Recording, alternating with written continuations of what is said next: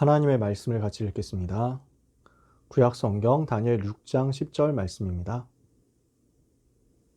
하나님의 말씀, 이번 주간 본문 다니엘 6장 10절 찾으셨으면 함께 읽겠습니다. 다니엘이 이 조서에 왕의 도장이 찍힌 것을 알고도 자기 집에 돌아가서는 윗방에 올라가 예루살렘으로 향한 창문을 열고 전에 하던 대로 하루 3번씩 무릎을 꿇고 기도하며 그의 하나님께 감사하였더라. 아멘. 오늘 같이 나눌 말씀 10월 학원보그마 바벨론 사람들 중에서 또 3번째 이야기를 하게 됐죠. 다니엘의 증거입니다.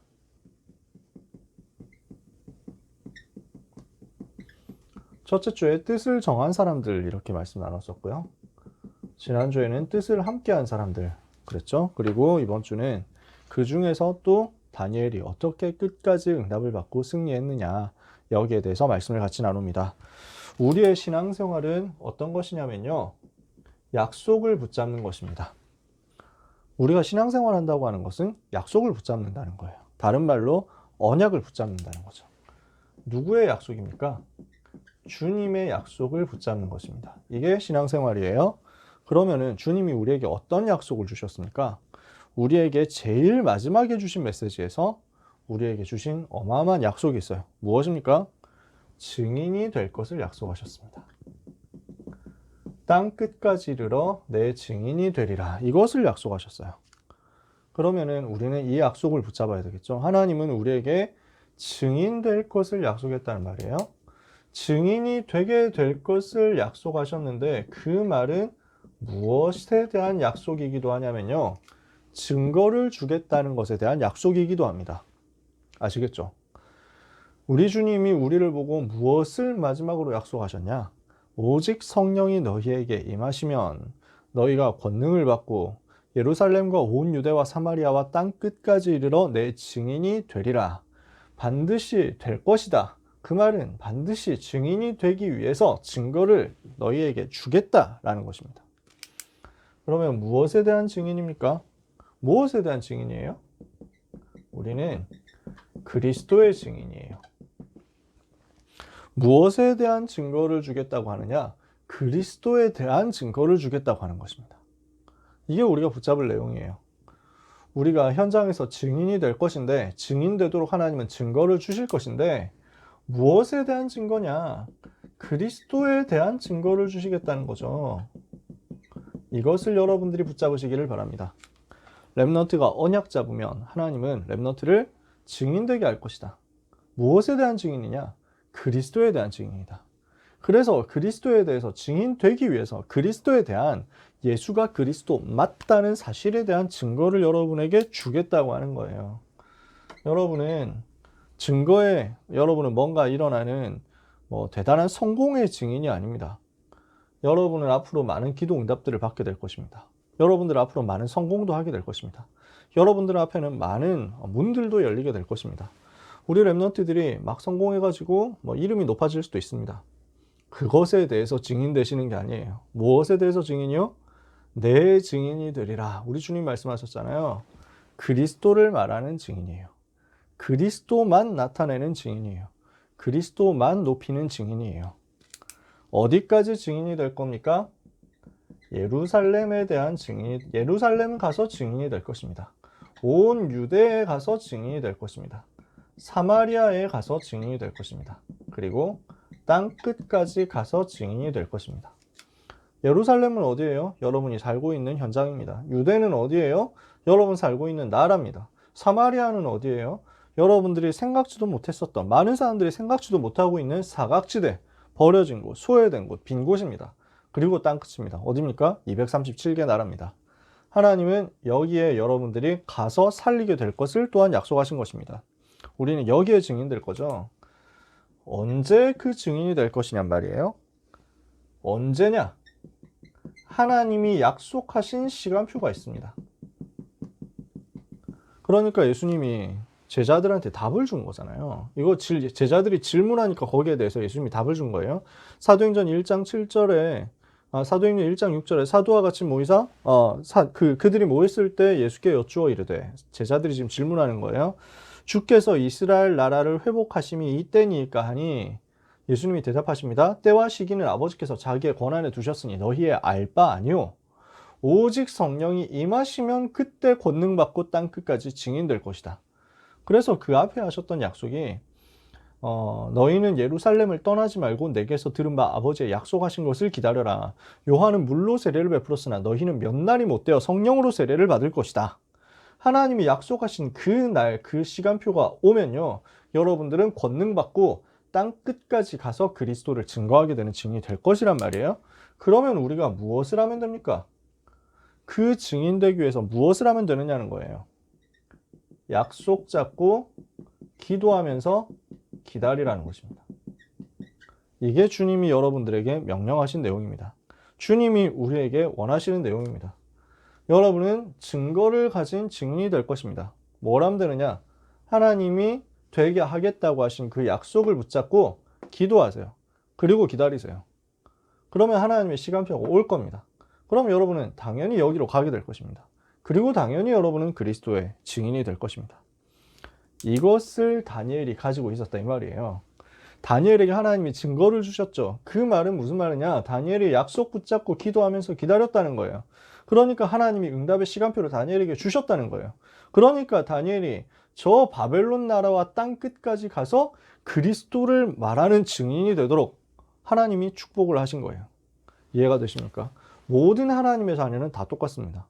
모든 하나님의 자녀는 다 이 응답 받을 수 있습니다. 모든 하나님의 자녀는 주님이 마지막에 하신 그 약속 성취를 누릴 자격이 있습니다. 우리 모든 렘넌트는 그 약속 속으로 들어가게 되시기를 예수님의 이름으로 축복합니다.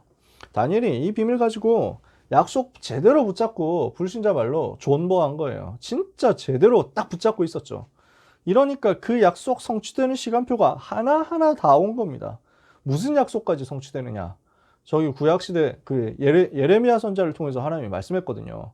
70년 바벨론에 포로되어 간 후 70년 지나면 포로된 데서 돌아와서 성전 다시 짓게 될 것이다. 이것까지 약속 제대로 붙잡고 다니엘이 기도하고 응답받아가지고 다니엘 때 그 역사 일어난 거예요. 하나님의 시간표는 반드시 오게 돼 있습니다. 이것을 어떻게 다니엘이 여정 속에서 누렸냐는 거예요. 여러분들이 아시는 내용이고 지난달에도 조금 봤으니까요. 설명 간단하게 해볼게요. 느부갓네살 임금 때 다니엘이 끌려왔습니다. 포로가 됐어요. 이 느부갓네살 임금이 꿈을 꾼 겁니다. 이 꿈 사건을 설명하는 것이 다니엘 2장입니다. 쭉 읽어보면 처음부터 끝까지 읽어보면 대단한 내용이 많이 나옵니다. 느부갓네살이 꿈을 꿨는데 이 꿈은 굉장히 한 시대에 대한 예언이었거든요. 시대적인 예언을 하나님이 느부갓네살에게 꿈으로 일부러 보여준 겁니다. 그런데 이걸 이제 느부갓네살이 알 수가 없잖아요. 이게 무슨 그림이냐는 거예요. 큰 신상이 있고 뜨인 돌이 있어가지고 한 돌이 나와서 사람의 손으로 만들지 않은 돌이 나와서 이 신상을 쳐가지고 무너뜨려 버렸다. 이게 꿈의 내용인데 그 느부갓네살이 엄청 곤란스러운 거거든요. 근데 이게 하나님이 주신 사건이란 말이에요. 반드시 하나님의 계획이 있습니다. 여러분 생각해 보세요. 모든 사건 속에는 하나님의 계획이 있어요. 뭐 할 때 이런 사건이 오느냐? 약속 잡고 기도하면서 기다릴 때 이런 사건을 통해서 하나님의 시간표가 옵니다. 시간표가 뭘로 오느냐? 약속 잡고 기도하면서 기다릴 때 강단의 메시지를 언약으로 붙잡고요. 여러분 현장에서 정시 기도하면서요. 하나님의 시간표 임할 때까지 기다리면서 지속하는 거예요. 일심으로 언약 붙잡고 전심으로 기도하면서 지속해서 기다리는 거예요. 일심 전심 지속하고 있으면 하나님은 사건을 딱 터뜨린다니까요. 느부갓네살 임금이 딱 꿈을 꾼 거예요. 다니엘이 꿈을 만들었습니까? 그런 적이 없어요. 다니엘이 윗자리로 올라가기 위해서 로비했습니까? 그런 적이 없어요. 하나님이 사건을 일으킨 거예요.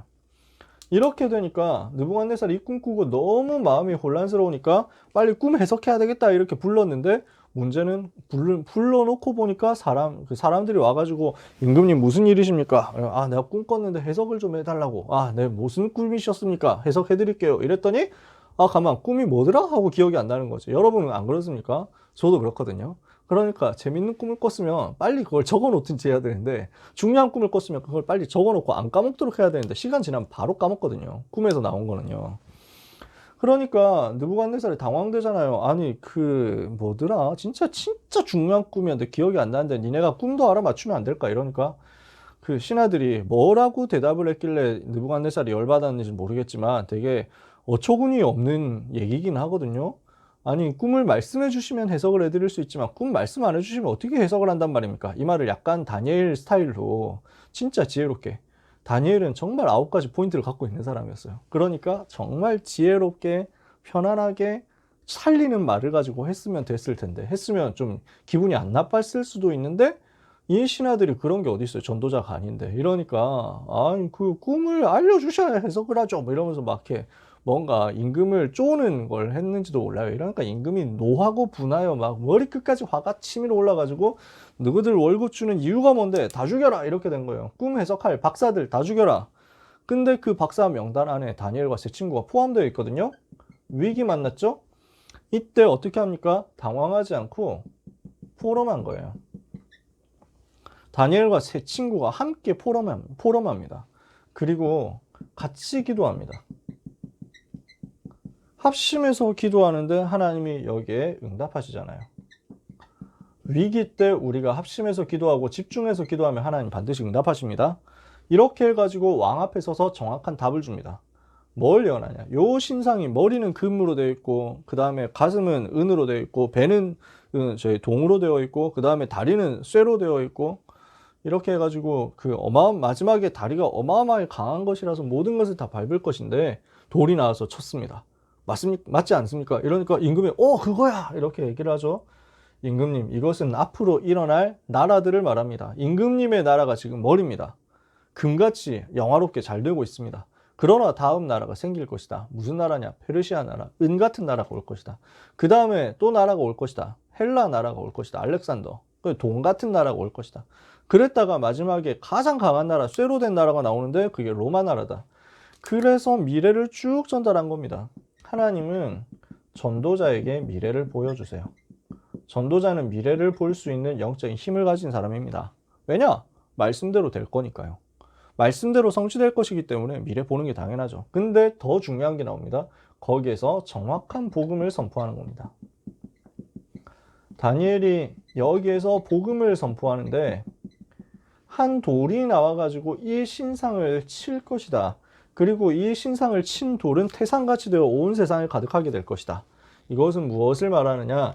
그 로마 나라 시대에 하늘의 하나님께서 한 나라를 세우시리니 이것은 사람의 손으로 말미암은 나라가 아니다. 사람이 멸망시킬 수 있는 나라가 아니다. 영원한 하나님의 나라다. 그래서 모든 세계 만국에 서게 될 것이다. 이걸 말합니다. 뭘 말하죠? 이 로마 시대에 그리스도께서 오실 것이며 그 그리스도의 복음이 전 세계에 전파될 것이며 이 그리스도의 나라, 하나님이 세우신 하나님이 직접 다스리시는 교회라는 하나님의 나라는 영원히 멸망하지 않는 나라다. 이걸 선포한 거예요.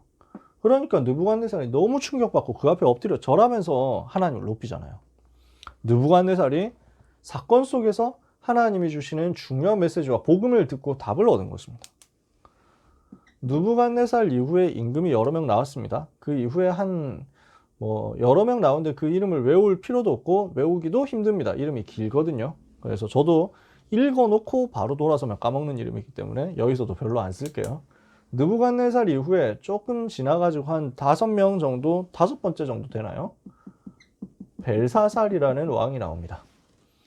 이 사람이 잔치를 벌였습니다.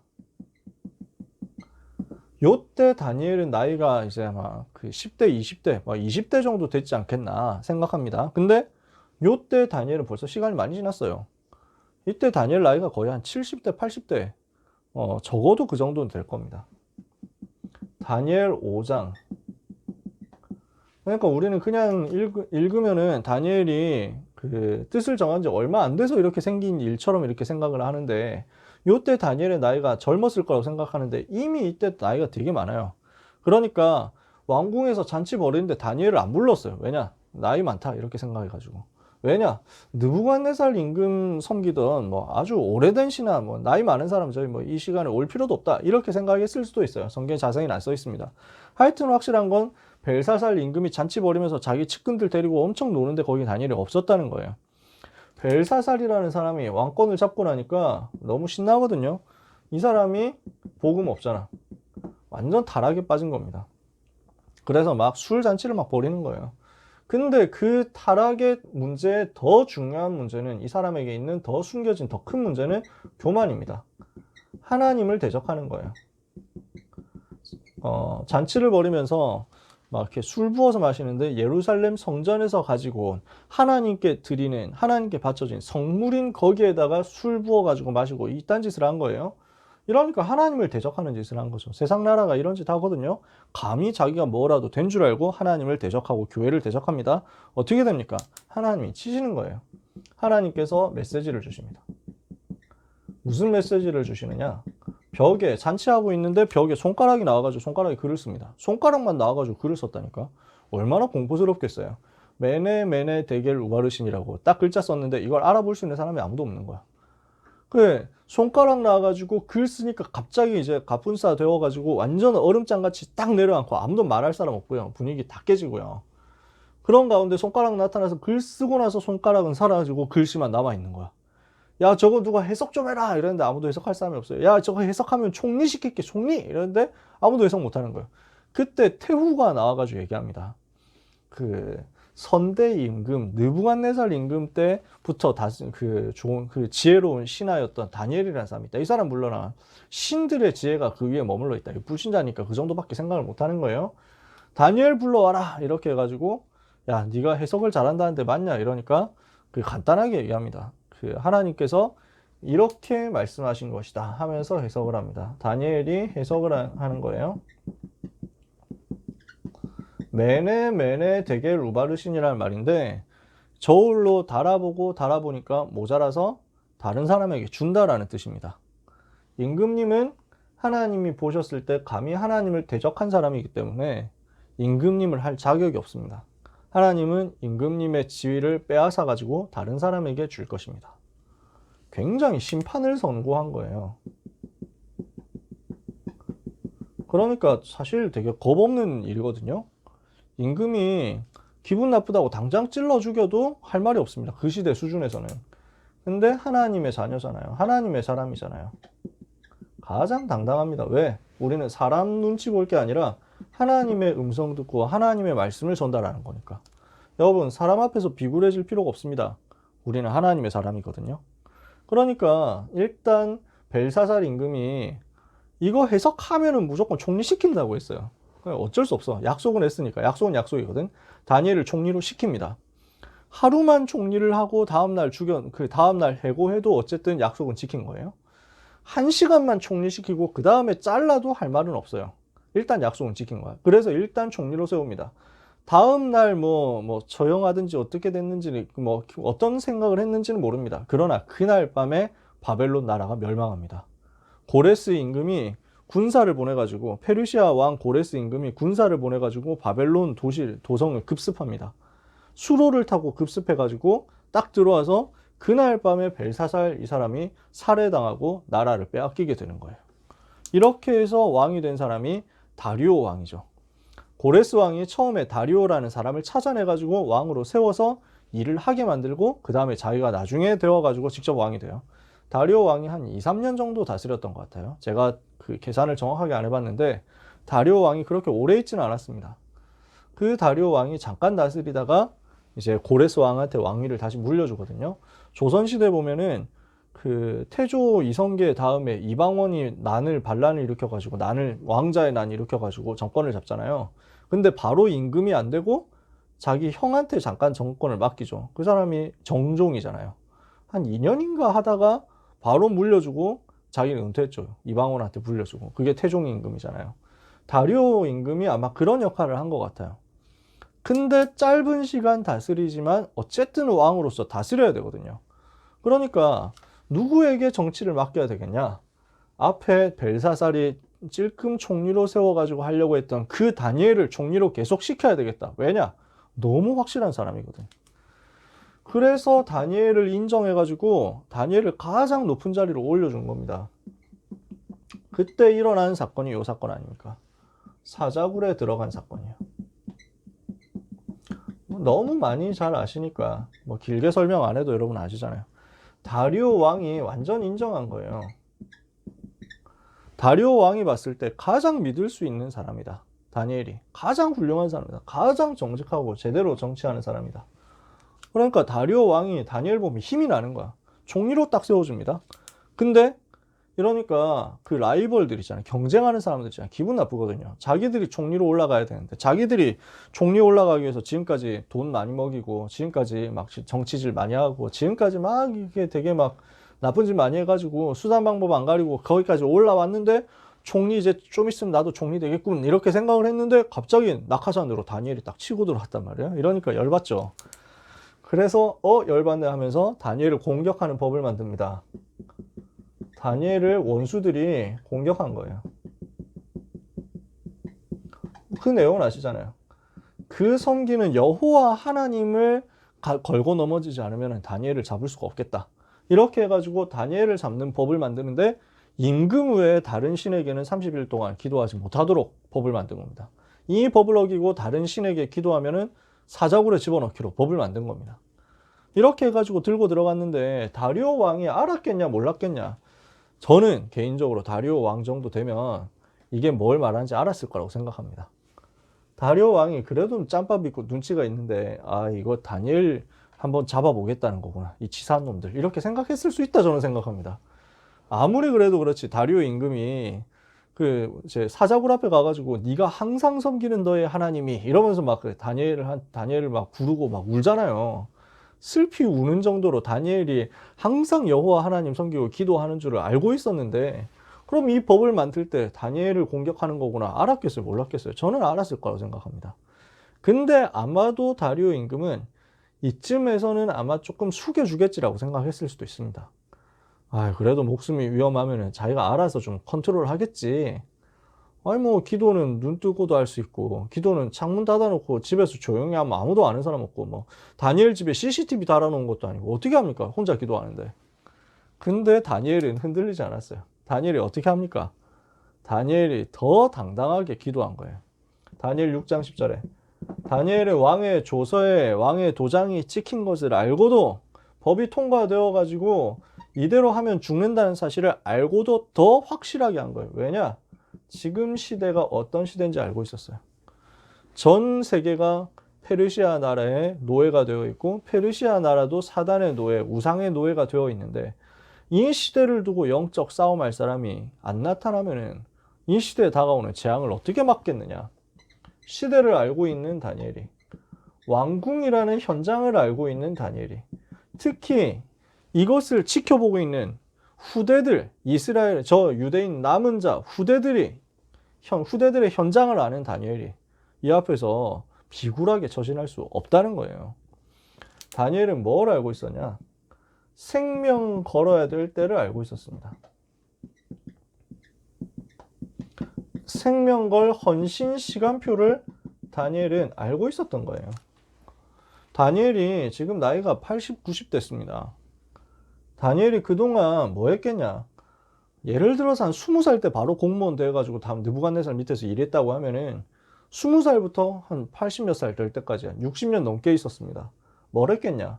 분명히 렘넌트 세웠을 거예요. 후대 세웠을 거예요. 이 후대들이 이제 다니엘을 다 지켜보고 있습니다. 저럴 때 우리는 어떻게 해야 되는가? 이렇게 우리의 믿음을 공격할 때 우리는 어떤 태도를 취해야 되는가? 살아남기 위해서 비굴하게 눈치 보면서 기도하는 것도 숨고 예배하는 것도 숨어서 하고 이렇게 해야 되느냐? 다니엘이 보여준 거예요.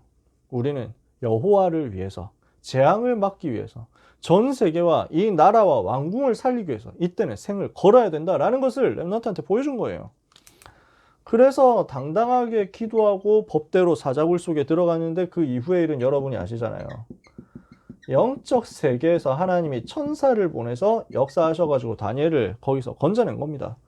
이렇게 해서 전 세계 여호와를 설명한 겁니다. 전 세계 하나님이 살아계신 증거를 딱 나타내 보이는 거죠. 그리고 나서 다니엘이 어떻게 하느냐?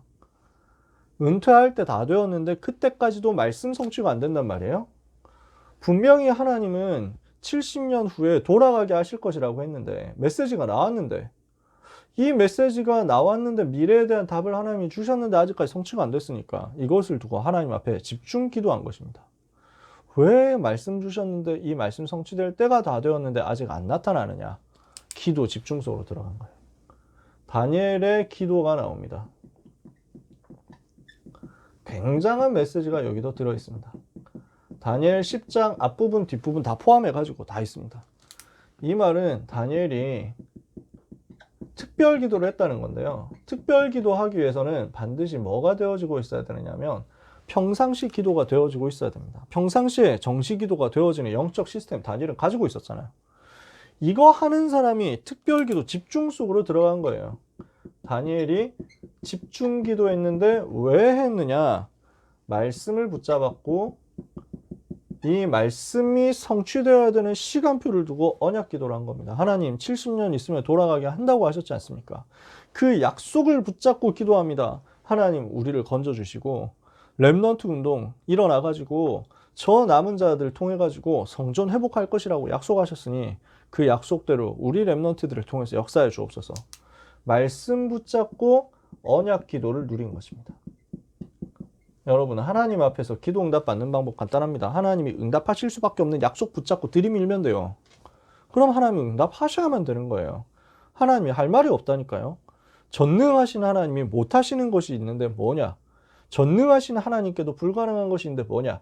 약속을 어기는 거, 약속을 씹는 거. 이걸 하나님이 하실 수가 없어. 다니엘이 약속 붙잡고 기도 속으로 들어간 거예요. 중요한 기도 제목을 가지고 이스라엘 나라 회복, 그리고 전 세계 여호와를 설명할 성전 회복, 이것을 두고 집중 기도 속으로 들어간 겁니다. 가나안 땅 돌아가야 돼요. 왜? 거기에서 메시아 오실 것이기 때문에. 그 가나안 땅으로, 지금 바벨론 땅에서 가나안 땅으로 포로된 사람들이 돌아가야 돼요. 그 기도 제목을 붙잡고 집중 기도했어요. 기도 제목 잡고 집중 기도하는데 하나님이 거기에 역사하시죠. 하나님이 역사하시는 천사를 보내가지고 응답하시고 성육신 하시기 전에 그리스도께서 직접 다니엘에게 답을 주시는 엄청난 깊은 기도를 체험하게 됩니다. 그러면서 미래에 대한 답을 가지고 전달하게 되는 거예요. 미래에 대한 영원한 답을 가지고 전달하게 되는데 다니엘 12장 1절에서 3절까지 많은 사람을 옳은 대로 돌아오게 하는 이는 하늘의 별과 같이 빛나게 될 것이다. 세계복음화의 그 날까지 두고 딱 메시지를 붙잡고 이것을 전달한 거예요. 이 메시지를 누구에게 전달했겠냐? 다니엘 1장의 제일 끝에 보면 다니엘은 고레스 왕 원년까지 있으니라 이랬거든요. 고레스 왕 원년까지 이 부분을 딱 전달한 거예요. 이 메시지를 가지고 기도하는데 하나님이 응답을 주사 고레스 왕을 움직이게 되고 출바벨론의 역사까지 일으키게 됐다. 자, 그러면요, 결론입니다. 결국 무엇을 한 것이냐면 다니엘이 왕들에게 답을 준 거예요. 왕들에게. 느부갓네살 왕에게, 벨사살 왕에게, 다리오 왕에게, 고레스 왕에게 이렇게 답을 다 줬다니까. 이것이 렘넌트의 언약의 여정의 종착점입니다. 렘넌트 언약의 여정이 있는데 그 여정의 종착점 어디로 가게 될 것이냐? 하나님은 약속합니다. 하나님은 말씀하십니다. 렘넌트는 왕 앞에 서게 될 것이다. 렘넌트는 왕에게 답을 전달하게 될 것이다. 그냥 서기만 하면 뭔 소용이 있어요? 답을 줘야지. 왕에게 답을 주는 사람이 될 것이다. 렘넌트는 이렇게 해가지고 시대를 살리게 될 것이다. 이것이 하나님이 렘넌트에게 약속하신 언약의 여정입니다. 그렇다면 우리가 뭐가 있어야 되냐면요, 왕에게 줄 수 있는 답을 가지고 있어야 될 거 아니에요. 왕 앞에 서야 될 건데, 시대를 살려야 될 건데 줄 답이 있어야지. 뭘 먼저 가지고 있어야 되냐? 복음 컨텐츠를 가지고 있어야 됩니다. 이거부터 지금 만드시는 거예요. 지금부터 이거 만들어라. 왕 앞에 서서 여러분 무슨 말 하실 거예요? 이거 놓치면 아무 소용 없다니까. 제가 중요한 나라 가가지고 그 나라에 있는 최고 엘리트 대학생들하고 만날 기회가 있었어요. 저 대학생 때. 그 중요한 나라에서 정말 최고 엘리트들을 중에서 이제 복음 받은 사람들, 이렇게 갈급한 사람들 나왔는데 나보고 이제 이 친구들하고 대화를 하는데 너는 영어를 할 수 있으니까, 이 친구들도 영어를 잘하니까 영어로 직접 얘기를 하라는 거야. 난 너무 당황된 거지. 할 말이 없더라고. 어버버버 하면서 내가 할 수 있는 조금의 영어를 가지고 막 그 나라의 역사 가지고 토론을 좀 하고 이랬다. 한 10분, 20분 동안 땀 삐질삐질 흘리면서 그런 얘기만 하다가 끝난 거야. 그래서 아, 수고했다. 다음에 또 기회 되면 만나자 하고 안녕하고 나왔단 말이에요. 그러고 나니까 갑자기 내가 깨달아지는 거야. 내가 뭔 소리 했지? 이 중요한 사람들에게 내가 무슨 헛소리를 한 거지? 뭐 그런 역사 이야기, 그런 정치 이야기, 아니 불신자들 만나도 얼마든지 할 수 있는 이야기, 그냥 인터넷에서도 얼마든지 할 수 있는 이야기, 그런 이야기 하려고 내가 이 귀한 사람들의 시간을 뺏었단 말이냐. 너무 쪽팔리는 거예요. 내가 정말 무슨 얘기를 할 수 있느냐. 나한테 이 컨텐츠가 없구나. 있는데 그게 나한테 너무 뭐랄까 당연하고 평안하게 흘러나와야 되는데 이게 안 되고 억지로 찾아내서 아, 나한테 참 이 복음이 있었지 이렇게 해가지고 해야 되는 수준이었던 거야. 부자연스러웠던 거야. 제가 되게 회개했어요. 그리고 나서 기도하니까 하나님은 응답들을 계속 주시는 거예요. 뭐가 나오느냐? 나의 복음이 나오더라고. 나의 복음이 나오고 나의 기도가 나오고 나의 말씀이 나오고 나의 기도가 나오더라고요. 하나님이 나에게 주신 나의 복음, 나의 말씀, 나의 기도 나오는데 몇 년 지나서 그 현장을 다시 가니까 이제는 할 말이 다르더라고. 무슨 말을 해야 될 것인가? 이게 다른 거야. 완전 다른 말을 내가 하게 되는 거야. 잠깐 말해도 요 얘기를 하게 되더라고요. 그러니까 하나님이 진짜 많이 응답의 문들을 여시더라고요. 여러분이 왕 앞에 서서 전달할 수 있는 복음 컨텐츠를 지금부터 준비하게 되시기를 축복합니다. 나의 복음에 대해서, 나의 말씀에 대해서, 나의 기도를 지금부터 준비해요. 그러면 하나님은 여러분의 생애가 전도 플랫폼이 되도록 만드실 것입니다. 어떤 플랫폼이에요? 다니엘과 세 친구가 렘넌트를 위한 플랫폼이 된 거예요. 전 렘넌트가 이제 바벨론 그리고 페르시아 나라에서 서밋으로 올라올 수 있도록 하는 문들을 다 열어주고 나간 거예요. 이사야 62장 10절에 보니까 성문으로 나아가라. 백성의 길을 예비하라. 대로를 수축하라. 돌을 제거해라. 만민을 위하여 깃발을 들어라.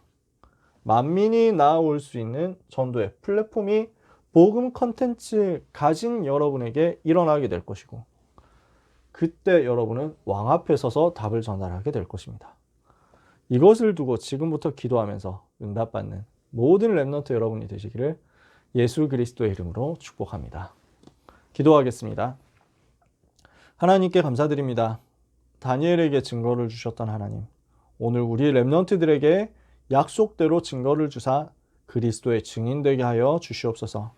그리스도를 말하고 오직 그리스도를 말하여 멸망 가운데 있는 세상과 현장을 살릴 수 있게 하여 주시옵시며 왕 앞에 서서 왕에게 답을 주는 서밋이 되도록 축복받게 하여 주시옵소서. 혼란과 어둠 속에 있는 전 현장 앞에 전달할 수 있는 나만의 복음 컨텐츠를 우리 렘넌트들이 오늘 만들게 하여 주시옵시고 이것을 두고 기도하다가 우리 렘넌트의 전생애가 전도 플랫폼으로 만들어지는 역사 일어나게 하여 주시옵소서. 예수 그리스도의 이름으로 기도합니다. 아멘.